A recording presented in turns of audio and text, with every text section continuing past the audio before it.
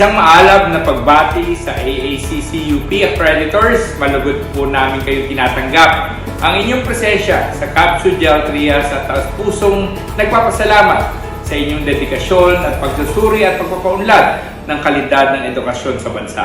Pinapaabot ng pamahalaang panlalawigan at local government po ng Gel Trias ang buong suporta sa mga programa ng Bachelor of Science in Hospitality Management at Bachelor of Science in Tourism Management ng Capsule Gel Trias Campus.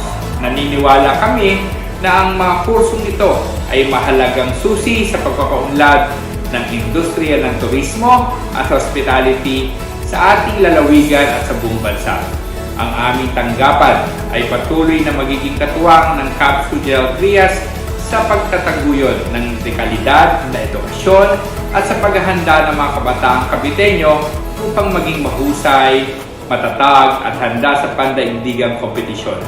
Mabuhay ang AACCUP, mabuhay ang Capsule Gel Trias, mabuhay ang mga kabataang Caviteño.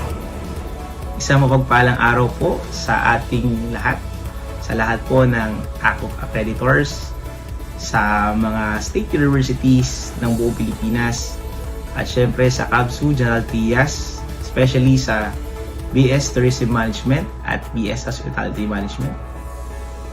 Asahan po ninyo ang patuloy na pagsuporta ng lokal na pamahalaan tungo sa inyong pag-unlad.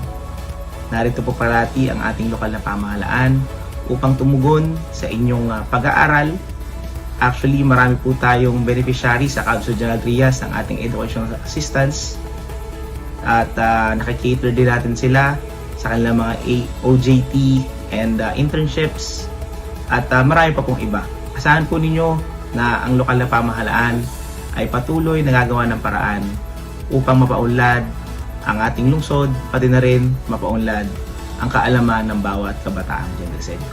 Yun lamang po at maraming salamat.